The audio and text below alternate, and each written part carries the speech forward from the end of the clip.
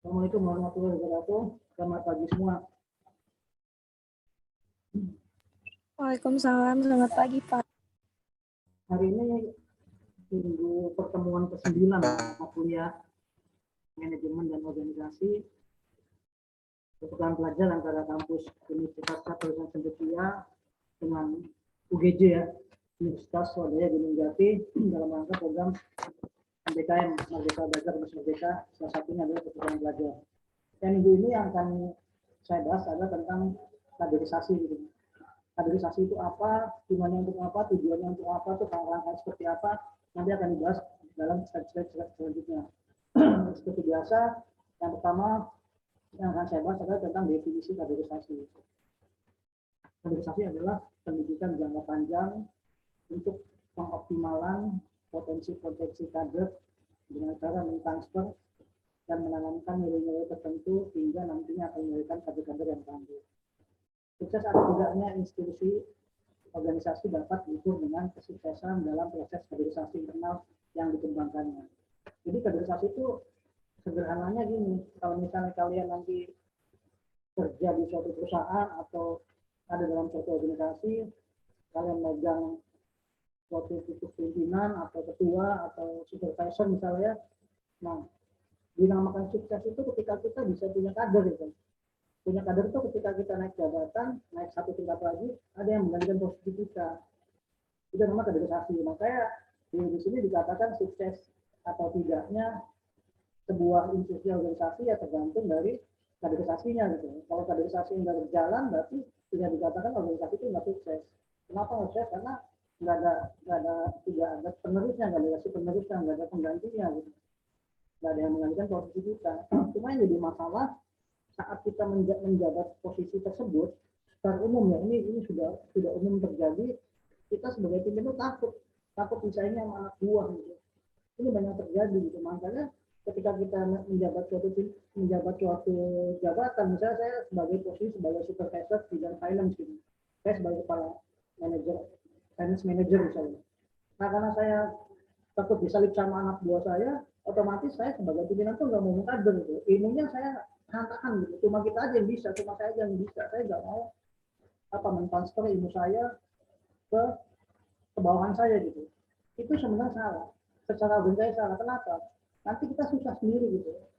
Positifnya ketika kita memberikan ilmu kepada bawahan kita, kepada anak buah kita, jadi kita sebenarnya kerjaan kita tidak mengerjakan hal teknis lagi gitu, karena sudah ada yang mengerjakan. Nanti sebagai pimpinan kita sifatnya kita hanya mengolah untuk sifatnya manajerial gitu. Hal teknis ada yang mengerjakan. Tapi kalau semua dihandle sama kita karena ketakutan tadi, ya organisasi nggak jalan, tidak akan yang menggantikan kita gitu. Terus dibaca sama manajemen lihat tuh, ternyata si Suwandi ini sebagai finance manager tidak bisa mengkader gitu, kerja sendiri aja gitu, one man show namanya. Nanti kalian juga pada saat bekerja atau saat ini di organisasi di kampus ya, pasti nemukan hal seperti ini. Ada pimpinan yang takut disaingi atau disalip sama anak buahnya. Sederhananya, kalau kita jadi pimpinan, ketika anak buah kita naik, otomatis kita juga naik gitu. Kita nggak takut. Karena salah satu poin yang menilai kinerja kita adalah di samping atasan kita ada anak buah kita. Biasanya pimpinan itu akan melihat kinerja kita dari anak buah kita. Ditanya tuh, si Suwandi gimana kinerjanya? Baik Pak, dia bisa menjadi pimpinan yang baik. Dia juga bisa menjadi panutan, bisa menjadi contoh. Itulah kaderisasi yang sebenarnya. Nah, kita kalau nanti kalian sudah jadi pimpinan atau sebelum jadi staf, jangan takut ketika anak buah kita naik. Yang kedua, jangan takut walaupun kita naik gitu. Kalau di promosi jangan takut. Kebanyakan juga sebaliknya, ketika kaderisasi di perusahaan itu jalan, tapi yang di bawah itu nggak mau dipromosi gitu, karena takut berbagai hal, dia takut nggak bisa lah, takut gagal gitu, takut dan sebagainya. Oke ya, selanjutnya, nah ini fungsi utama kaderisasi. Di sini ada 4 poin ya fungsi utama kaderisasi. Yang pertama, merekrut anggota baru. Ya sudah pasti ya, kalau kita mau kaderisasi harus ada anggota baru yang siap menggantikan kita gitu. Yang kedua, menjalankan proses pembinaan, penjagaan, dan pengembangan anggota. Pembinaan itu berarti kita dibina gitu. Dibina, dikembangkan supaya kita yang tadinya tahunnya cuma 10 misalnya, jadi tahunnya 12. Dan bulan depan tahunnya 13. Hal-hal yang baru, mendapatkan ilmu yang baru yang sifatnya untuk kaderisasi gitu, untuk menggantikan ketika ada teman kita atau saudara kita yang dipromosi naik jabatan, kita akan menggantikan posisi tersebut. Yang ketiga, fungsi utama kaderisasi adalah menyediakan sarana untuk pemberdayaan atau pemberdayaan potensi anggota sekaligus sebagai suatu pembinaan aktif. Ya, jadi kalau perusahaan yang baik atau organisasi yang baik itu ada sarana itu, ada sarana pembinaan potensi. Biasanya itu dikumpulin misalnya setiap sebulan sekali itu dievaluasi semua staff, semua level staff misalnya level administrasi itu dikumpulin, diberikan pelatihan-pelatihan, bisa jadi pelatihannya di kantor pusat atau di kantor cabang dengan memanggil kantor pusat untuk diberi ilmu-ilmu sehingga dapat tambahan ilmu itu. Ilmunya bisa soft skill, bisa hard skill, berbagai macam ya. Bagaimana cara yang dilakukan oleh organisasi atau institusi atau pemerintah supaya anggota-anggotanya bisa dikasih. Nah, yang tidak kalah penting adalah evaluasi organisasi. Evaluasi itu apa? Evaluasi itu berarti setelah diadakan suatu pelatihan, setelah diadakan suatu pembinaan, ada nggak efeknya? Yang tadinya karyawan ini malas-malasan, ada nggak jadi rajin gitu, termotivasi gitu. Yang tadinya kinerjanya hanya produktivitasnya 70%, ada peningkatan nggak menjadi di atas 70%, atau bahkan meningkat 2 kali lipat. Evaluasi. Jadi setelah dievaluasi, nanti manajemen itu akan menilai ini layak nggak untuk dikader itu, layak nggak untuk dijadikan sebagai pimpinan. Kurang lebih seperti itu fungsi utama kaderisasi. Nah, yang selanjutnya ini juga ada fungsi lain dari kaderisasi. Ini saya blok warna merah biar jelas aja. Fungsi kaderisasi ya adalah mempersiapkan calon-calon atau embrio yang siap melanjutkan tongkat estafet perjuangan sebuah organisasi. Kenapa dikatakan tongkat estafet? Karena yang akan melanjutkan. Gitu. Tadinya saya pegang tongkat, nanti setelah ini misalnya bulan depan ada kaderisasi, Rehat Alif ya akan menggantikan posisi saya. Saya pindah ke misalnya saya pegang cabang Cirebon misalnya. Ketika cabang Cirebon sudah membaik, saya dipercaya untuk pegang cabang yang lebih besar, kayak cabang-cabang Bandung. Otomatis cabang Cirebon kosong yang menggantikan adalah misalnya Rehan Alif. Rehan Alif ada tadi posisinya di bawah saya, wakil manajer misalnya. Itu organisasi yang berhasil. Nah, kader suatu organisasi adalah orang yang telah dilatih. Tadi yang ada pelatihan, ada workshop, seminar dan sebagainya. Dan dipersiapkan dengan berbagai keterampilan dan disiplin ilmu. Yang tadi saya bilang tuh, soft skill dan hard skill ini masalah disiplin ilmu ini. Sehingga dia memiliki kemampuan yang di atas rata-rata orang umum. Maksudnya di atas rata-rata itu misalnya kalau KPI ya, Key Performance Indicator itu raportnya nilainya. Kalau rata-rata 7,5 dia di atas 7,5. Rata-rata 75 dia atas 75, bahkan dia bisa mencapai angka 100. Makanya kader tersebut bisa layak untuk dipromosikan. Ini ada sebuah filosofi yang pernah disampaikan oleh Bung Hatta, Wakil Presiden pertama di Indonesia, kaderisasi dalam rangka kebangsaan, bahwa kaderisasi itu sama artinya dengan menanam bibit. Untuk menghasilkan pemimpin bangsa di masa depan, pemimpin pada masanya harus menanam. Jadi menanam itu ya, misalnya hari ini saya menanam bibit singkong, 3 bulan lagi saya panen. Gitu. Panen dalam artian bibit yang saya tanam ini bisa diberdayakan, bisa dimanfaatkan, dan tentu dalam hal positif ya. Gitu. Itu maksudnya Bung Hatta itu seperti itu. Kita menanam bibit yang dapat menggantikan posisi kita ketika posisi lama itu sudah ada yang menggantikan. Gitu. Nah, yang kelima ini adalah skema dari kaderisasi. Ya, sebelum saya lanjut ke skema kaderisasi, ada pertanyaan nggak ya? Kalau saya terlalu cepat atau gimana? Tentang kaderisasi ini, sebelum saya jelaskan tentang skema kaderisasi. Ada pertanyaan nggak? Silakan. Kalau dari saya cukup sih Pak, cukup jelas Pak yang tadi. Ya, kalau tahan cukup biasanya Sofi, Ahmad juga cukup ya. Ya, terima kasih ya. Jadi gini, ini digambarkan ada skema atau siklus ya, siklus dari kaderisasi, posisinya dari kanan ke bawah ya.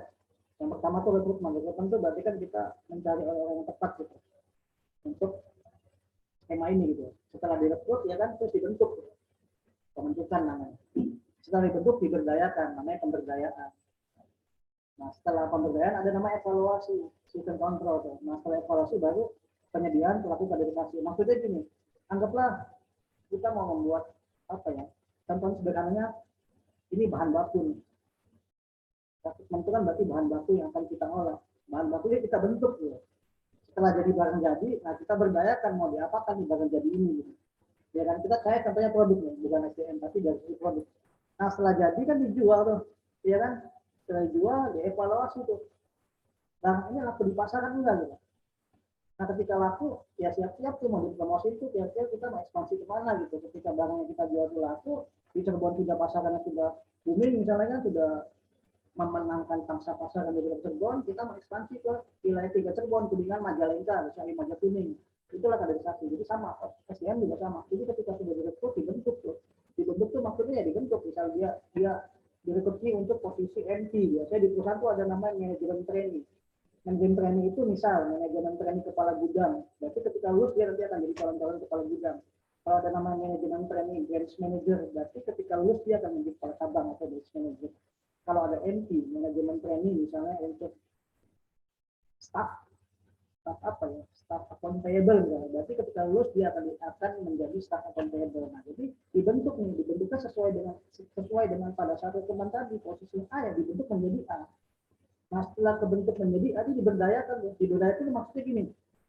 Ketika ada staff account payable, udah terbentuk menjadi staff account payable. Nah, dia diberdayakan tuh. Kira-kira dia cocok nggak ya? Saya berdayakan untuk dikasih tugas tambahan misalnya. Tadinya tugasnya ABCD, kita kasih tugas tambahan EFGH. EFGH ini memang bukan bidang dia, tapi ketika pimpinan melihat dia punya potensi, tidak ada salah diberdayakan.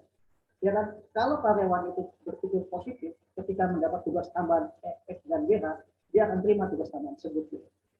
Begitu pun sebaliknya, ketika dia berpikiran negatif, waduh, saya kok gajinya sekian, kerjaannya double.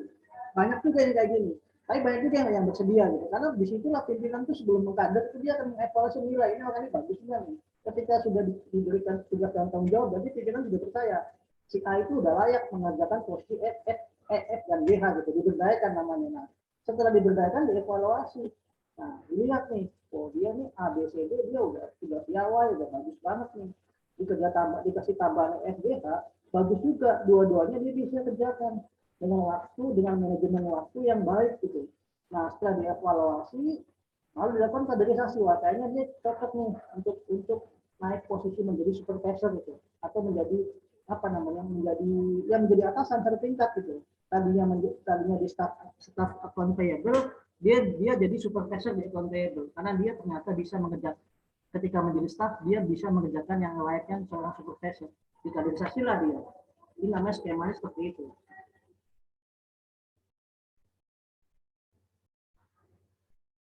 Ya, nah di sini juga ada poin lagi yang tidak kalah pentingnya. Kenapa sih kaderisasi itu gagal gitu? Banyak kaderisasi gagal. Di sini dijelaskan ada 3 poin yang dapat menyebabkan kegagalan dalam kaderisasi. Kaderisasi gagal biasanya terjadi beberapa hal. Yang pertama, pelatih senior atau pimpinan tidak memiliki kemampuan melatih. Yang pertama ya. Yang kedua, pelatih senior atau pimpinan tidak memiliki kemauan melatih. Kalau yang pertama kemampuan, yang kedua kemauan, nggak mau latih dia. Yang ketiga, ini lebih parah lagi nih, tidak ada yang mau dikader, tidak ada yang mau dilatih gitu. Jadi ya, saya akan penjelasan satu-satu. Ini di sini ada penjelasan dulu, saya baca dulu ya. Penyebab nomor satu adalah muncul karena senior hanya bersandar pada pengalaman yang dimiliki. Seorang pelatih yang baik mutlak terus mutlak perlu cukup bacaan, maksudnya harus banyak ilmu ya. Dalam kaderisasi pelatih harus mampu mengkomunikasikan ilmu dan pengalaman. Nah, jadi gini, nomor satu ini dia pinter nih, dia jago di bidangnya untuk mengerjakan apapun dia pinter, tapi dia tidak bisa mentransfer gitu. Malunya dia tidak bisa transfer, dia tidak bisa melatih. Dia pinter untuk dirinya sendiri aja gitu. Ada 2 kemungkinan, emang dia nggak bisa atau emang dia sengaja nggak bisa. Ya sengaja nomor 2 nanti saya masuk. Itulah, jadi dia nggak mampu. Ini sebenarnya tidak layak kalau menurut saya untuk dipromosikan untuk menjadi seorang pelatih karena dia nggak mampu. Bagaimana dia bisa mendidik anak buahnya supaya menjadi dia, sedangkan dia aja tidak bisa melatih. Bagaimana dia ingin supaya anak buahnya jago main basket, jago main voli, dia tidak bisa melatih, tidak bisa mengajarkan bagaimana cara bermain voli dan basket yang baik. Itu nomor satu, tidak punya kemampuan. Makanya kaderisasi itu gagal. Kadang banyak di perusahaan juga atau di organisasi dipaksakan ketika ada pelatih atau senior, tapi dia nggak punya kemampuan, otomatis makanya gagal. Yang nomor dua tidak memiliki kemauan. Nah ini kalau tidak memiliki kemauan tuh yang tadi sebenarnya karena dia takut disaingi sama anak buah. Ini yang banyak terjadi di organisasi atau di institusi ya. Nah, sebab kedua paling memprihatinkan. Kemauan adalah awal dari semuanya terjadi. Jika tidak ada kemauan melatih dari pimpinan atau dari senior kita, maka carilah orang lain. Jika tidak ada, jadilah pelatih bagi Anda dan teman-teman. Ya, karena nggak ada yang mau melatih tuh. Jadi misalnya dalam satu organisasi itu ada dalam satu departemen ya, anggaplah departemen marketing gitu. Ada 5 anggota, satunya adalah supervisor marketing gitu. Yang 5 adalah anak buah dia. Tapi yang satu ini sebenarnya dia hebat banget, karena dia punya kemampuan, piawai, punya leadership yang baik, tapi dia nggak mau melatih, yang nggak bisa dipaksakan. Terus apa yang harus dilakukan oleh kita? Misal saya sebagai pemilik perusahaan terus punya karyawan seperti itu gitu, nggak mau melatih, nggak mau saya panggil, saya harus evaluasi, saya harus counseling, saya harus tahu juga kenapa dia nggak mau melatih gitu, kenapa dia nggak mau transfer ilmunya. Karena kalau dia transfer ilmunya, ketika ada posisi kosong untuk posisi dia naik lagi, dia bisa tinggalkan. Sebenarnya ini bumerang buat dia. Ketika dia nggak mau melatih, dia hanya mau di posisi tersebut, dia juga posisinya stagnan dia. Nanti dia di situ-situ aja. Seperti katak dalam tempurung, kalau loncat-loncat di situ aja tuh. Katak dalam tempurung kan gitu, loncatnya di situ aja, nggak bisa kemana-mana. Jago kandang nantinya. Nah setelah saya panggil, kenapa dia nggak melatih? Saya harus tahu tuh, mungkin ada masalah pribadi atau masalah apa, kita sebagai pemilik perusahaan harus tahu. Jadi saya panggil, oh ternyata setelah saya tahu masalahnya apa, tinggal cari solusinya supaya dia mau melatih gitu, supaya dia mengkasih ilmunya. Kalau ternyata dia juga nggak mau, ya kita kasih komitmen. Kasih komitmen misalnya selama 3 bulan, jika kamu tidak bisa mencetak kaderisasi, ya akan saya ganti gitu kan. Kasih ketegasan supaya organisasi jalan, berputar dia. Nggak itu saja menjabat kaderisasi. Nah kadang kalau di suatu perusahaan tuh kadang kita suka lihat tuh, ada posisi supervisor tuh udah 18 tahun posisi di situ aja, nggak ada yang ganti. Biasanya faktor itu dia nggak mau melatih, dia nggak mau dikader, dia nggak mau diganti, egonya tinggi gitu. Itu tidak baik buat kemajuan organisasi. Ya, sampai di sini ada pertanyaan, silakan.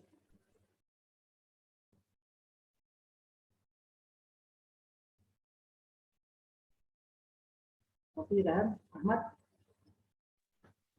Baik Pak. Belum ada. Mungkin ada pengalaman ya. Rehan izin bertanya Pak. Ya, silakan. Pak, kan dari poin ini kan mengapa kaderisasi itu gagal nih Pak. Nah, gimana Pak jika kaderisasi itu udah dilakukan dari jalan sana, terus hasilnya gagal gitu Pak? Apakah dari kaderisasi itu akan tetap muncul bibit untuk seseorang menjadi pemimpin atau senior berikutnya, atau tidak ada sama sekali anggota yang akan dipromosikan dari perusahaan atau organisasi tersebut Pak? Oke, jadi pertanyaannya bagus ya. Sebenarnya saya tuh gini ya, seandainya kita sudah menyiapkan kader ya kan, tapi tetap gagal gitu ya. Gagal dalam artian orang yang kita siapin tuh nggak bisa gitu. Ya kan? Nah, Iya Pak. jadi gini. Benar nggak seperti itu pertanyaannya? Iya betul Pak, seperti itu Pak. Ya, jadi misalnya saya nih sudah mengkader nih. Saya siapkan calon pengganti saya ada 3, Sofi, Rehan, sama Ahmad. Ternyata di tengah jalan ini ketika waktunya sudah mau dipromosikan, Sofi tidak siap, Rehan tidak siap, Ahmad tidak siap. Terus apa yang dilakukan gitu? Apakah stop atau gimana? Ini juga studi kasus yang sangat menarik, banyak terjadi di dalam perusahaan. Jadi gini, misalnya kita sudah berusaha untuk mengkader, poin positifnya adalah kaderisasi sudah jalan tuh, skemanya sudah jalan, sudah benar, kita sudah mencetak kader-kader. Tapi ketika mau dipromosikan, Sofi sama Rehan sama Ahmad nggak siap, ya berarti kita nggak bisa paksakan. Kita tidak bisa paksakan orang tua harus naik gitu. Jadi nanti dalam kenyataannya ada namanya penundaan untuk kaderisasi gitu. Jadi sambil nunggu dia siap, kita tetap melakukan kaderisasi itu. Jadi misalnya karena saya menilai Sofi tidak siap, Rehan tidak siap, Ahmad tidak siap, berarti saya juga harus evaluasi diri dong. Kenapa ya?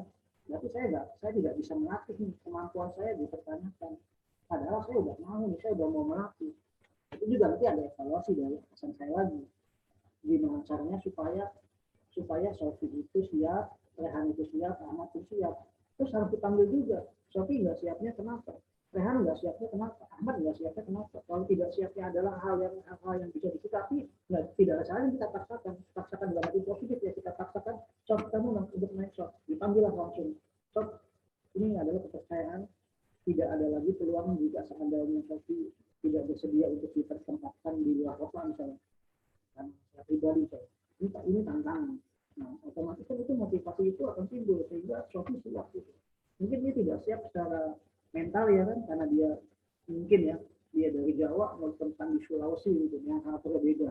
Itu juga berbagai faktor. Ketika yang tadi pertanyaan kamu itu nggak siap, ya ada dua kemungkinan. Yang pertama kita perpanjang untuk masalah pelatihan kaderisasinya dengan catatan posisinya tetap menjadi manajer tersebut, tapi Sofi diangkat sebagai manajer bayangan gitu. Karena kita lepas, so saya ada meeting nih, kamu menggantikan saya. Jadi dia namanya itu belajar sambil bekerja atau apa nih? Ya pokoknya sambil jalan gitu, sambil jalan saya tetap pimpinannya, tapi Sofi sebagai PJS-nya gitu. Otomatis kan dia Tangan kanan gitu ya Pak. akan melaksanakan fungsi saya tuh, ya kan?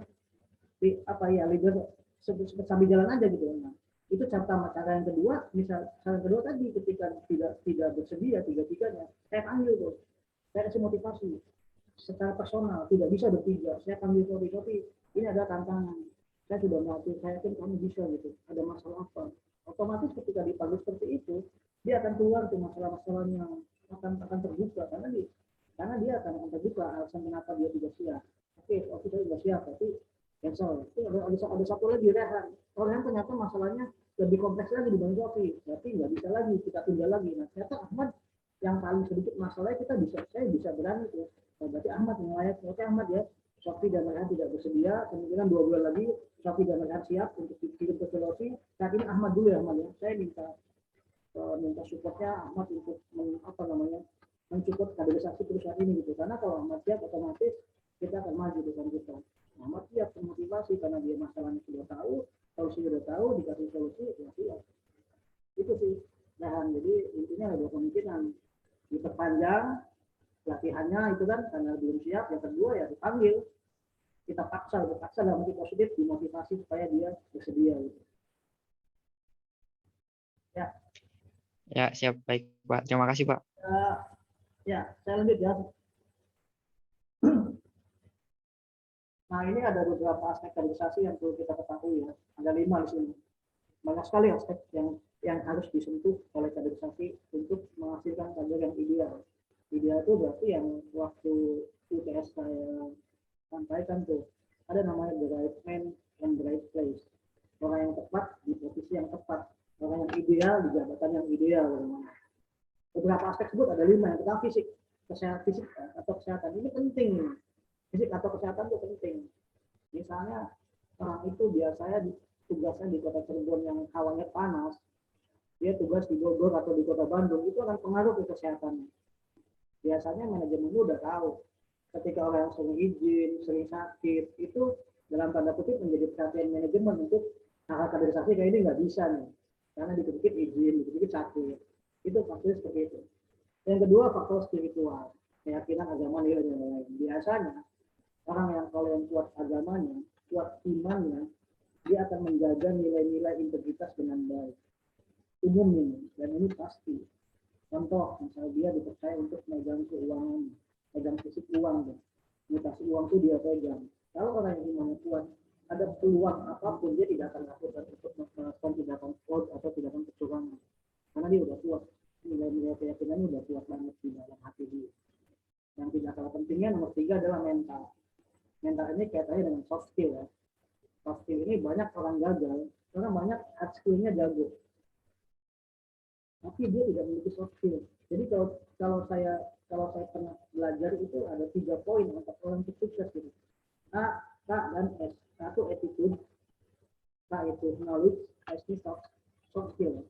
Jadi orang tuh attitude soft skill-nya baik, hard skill-nya ilmunya baik, pengetahuannya baik, tapi tidak didukung dengan soft skill yang baik, dia bisa gagal. Banyak contoh kok pejabat-pejabat yang gagal karena apa? Karena dia korupsi, karena dia melakukan tindakan tidak terpuji, dia membunuh misalnya kan, hal-hal yang seharusnya dia tidak lakukan gitu. Padahal dia pintar dia jago, tapi karena tidak memiliki mental yang baik, cepat down, dia nggak bisa dikaderisasi gitu, mentalnya nggak baik.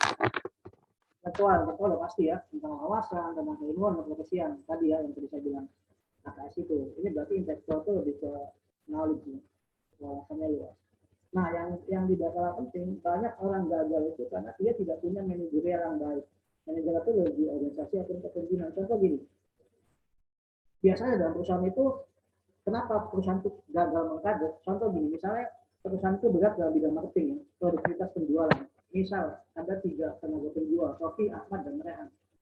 Sofi ini tenaga penjual yang paling jago. Setiap bulan ini omset perusahaan itu setengahnya dari Sofi. Gitu.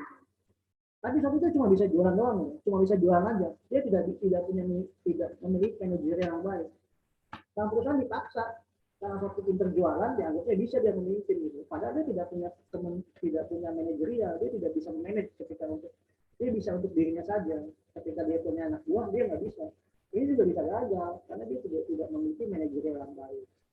Dia cuma bisa jualan, tapi tidak bisa memberikan contoh, bahkan tidak bisa menjadikan contoh. Nah, dari setiap aspek tersebut harus ada sinergi, sudah pasti ya, dan keseimbangan. Agar aspek bisa menunjang aspek yang lainnya sehingga potensi pada tersebut bisa optimal. Nah, ini yang terakhir. Kenapa harus ada kaderisasi dalam organisasi? Kaderisasi diibaratkan sebagai jantungnya sebuah organisasi atau institusi atau perusahaan. Tanpa adanya organisasi, rasanya sulit dibayangkan suatu organisasi mampu bergerak dan dinamis. Ini maksudnya salah ya, tanpa adanya kaderisasi. Ya kan, nggak ada kader ya, dia nggak bisa nggak bergerak, nggak dinamis, di situ-situ aja gitu ya. Tadi saya bilang seperti katak dalam tempurung, no, tapi di situ-situ aja. Mainannya level terbon aja gitu. Dia nggak bisa berkembang karena nggak ada kader itu. Ketika saya pengen buka di cabang Kuningan, nggak bisa yang siap di kota Kuningan. Saya pengen ekspansi ke luar provinsi, nggak bisa karena apa namanya, nggak siap orang gitu. Tadi nggak mau, ada yang tidak mau melatih, ada yang tidak mampu gitu. Jadi di situ aja nggak berkembang gitu. Kaderisasi harusnya menciptakan kader yang memiliki jiwa kepemimpinan tadi ya. Jiwa kepemimpinan itu berarti leadershipnya bagus. Nah, ini yang tidak kalah penting nih, memiliki emosi yang terkontrol tuh. Maka namanya ada kecerdasan emosional. Kalau dalam mata kuliah manajemen sumber daya manusia itu ada namanya kecerdasan emosional. Bagaimana dia bisa mengontrol emosi dia gitu. Dia dikuasai oleh emosi, bukan dia yang menguasai emosi. Ini juga salah satu faktor penting. Kreatif sudah pasti ya. Kreatif itu apa sih? Kreatif itu melakukan hal yang sama dengan cara yang berbeda gitu. Misalnya kalau ada seorang marketing sales itu kanvasnya door to door gitu. Tapi kalau kita kreatif itu door to door udah nggak main lagi gitu. Ketuk rumah konsumen itu nggak zaman sahur, tidak apa ya, udah ketinggalan zaman lah. Yang kreatif itu bagaimana kita bisa ngetuk hati konsumen gitu. Bukan itu tapi ngetuk hati konsumen supaya konsumen yang tadinya tidak mau beli sama kita. Itu kreatif contohnya. Mampu menjadi pemberi solusi, sudah pasti ya. Jadi kita kadang kalau kita gagal itu biasanya fokus sama masalahnya gitu. Dia fokus ke masalah aja, ceritain terus tiap hari itu melulu masalah.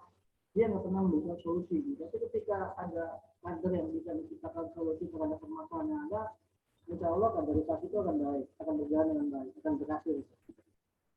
Dan yang terpenting mampu dan pantas menjadi tauladan. Jadi gini, sebenarnya ada tauladan itu gini maksudnya, ada dua sisi yang beda nih. Yang pertama ini ya, memberi contoh, tauladan itu ya. Yang kedua menjadi contoh. Ya, ada yang bisa jelasin nggak apa perbedaan memberi contoh dengan menjadi contoh kaitan dengan ketauladanan? Silakan ada yang bisa sharing aja, nggak ada salah benar ini. Sebelum saya tutup pertemuan hari ini, ada yang bisa jawab nggak? Apa perbedaan antara memberi contoh dengan menjadi contoh kaitan dengan ketauladanan? Ahmad, Sofi, Rehan.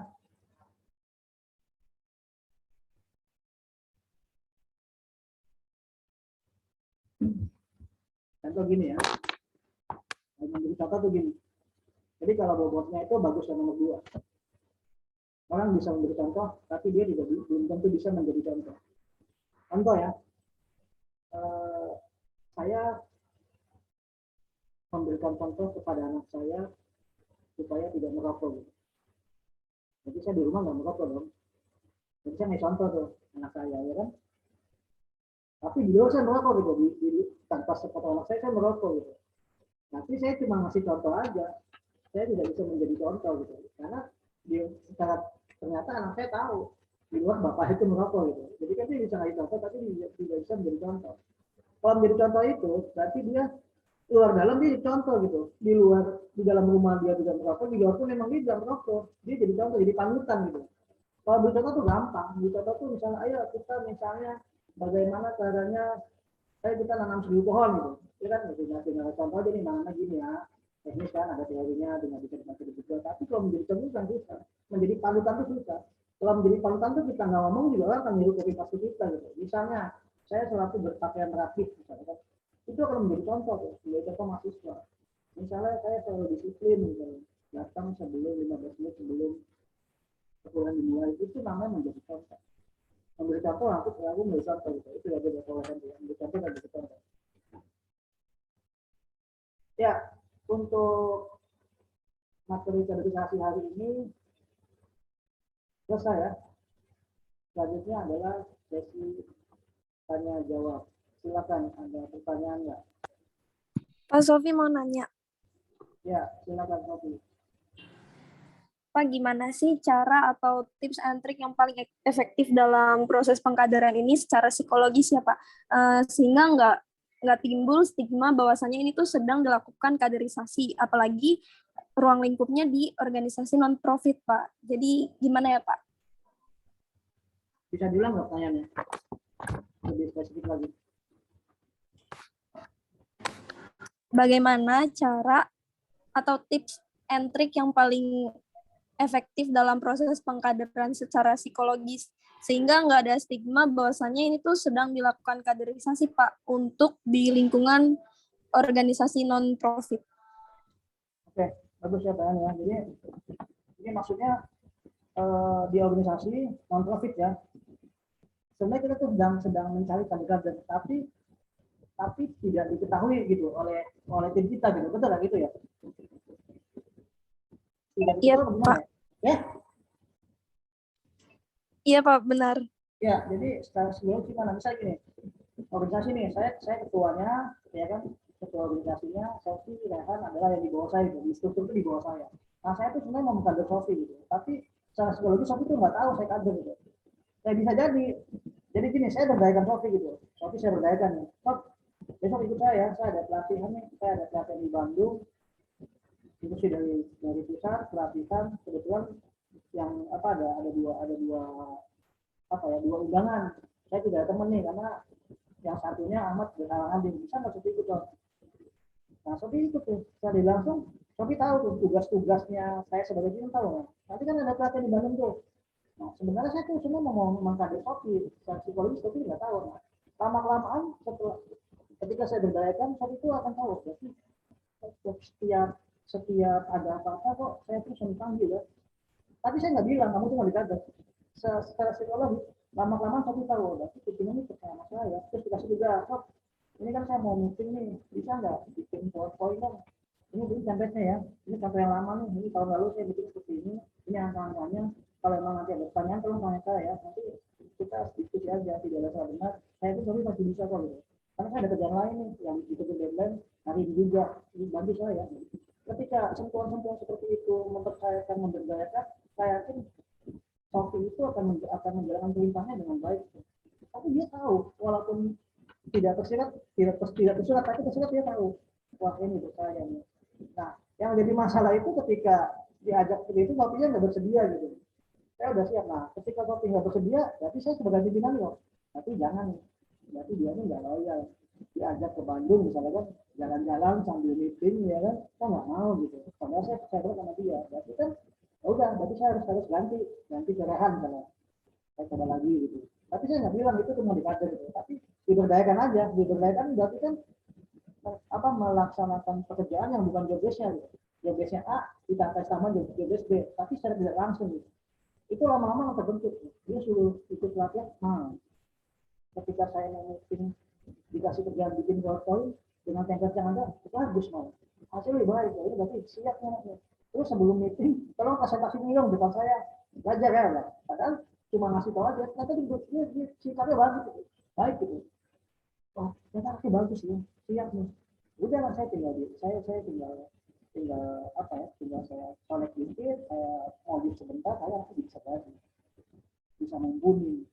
Seperti itu tapi jadi tanpa mawar sebenarnya dia tahu ibu Dadan tahu kan nanti saya akan tahu nih tapi nggak mau berarti saya nggak mau ke Ahmad nggak mau berarti dari 3 ini harus saya panggil sebenarnya saya tuh butuh dalam pengganti saya tapi yang paling layak seperti kamu seperti bisa nggak saya bilang nah seperti itu tapi secara psikologi seperti itu karena orang tuh ketika diberdayakan dia akan tahu kok berarti manajemen percaya dengan saya makanya kalau kamu nanti di organisasi ada pimpinan yang meminta bantuan kita, sebisa mungkin kita support itu. Karena itu sebenarnya akan mempromosikan kita. Yang tadi kita bisa. Nanti ketika ada promosi, butuh kualifikasi seperti ini, syaratnya ABCD. Oh, ternyata ABCD saya bisa semua nih. Kerjaan-kerjaan yang selama ini dikasih pimpinan saya, ternyata itu syaratnya gitu. Saya langsung udah terbentuk sendiri, pembentukan tadi ya. Terus itu satu ya, terjawab nggak ya? Baik Pak, terima kasih. Ya, sama-sama. Saya rasa cukup ya untuk pertemuan kali ini. Ahmad juga seperti jaringannya kurang baik. Atau Rehan ada pertanyaan lagi silakan. Dari saya cukup Pak, cukup jelas Pak, udah cukup. Oke ya, kalau cukup terima kasih atas waktunya. Mudah-mudahan apa yang saya sampaikan pada kesempatan pagi ini bisa bermanfaat untuk kita semua ya. Ahmad masuk lagi nih. Jadi kalau ada pertanyaan di luar kuliah bisa cek saya juga kita tentang kaderisasi atau pemain. Terima kasih atas waktunya. Selamat siang semua, selamat pagi semua. Assalamualaikum warahmatullahi wabarakatuh. Waalaikumsalam warahmatullahi wabarakatuh. Wabarakatuh. Ya, saya jemput ya.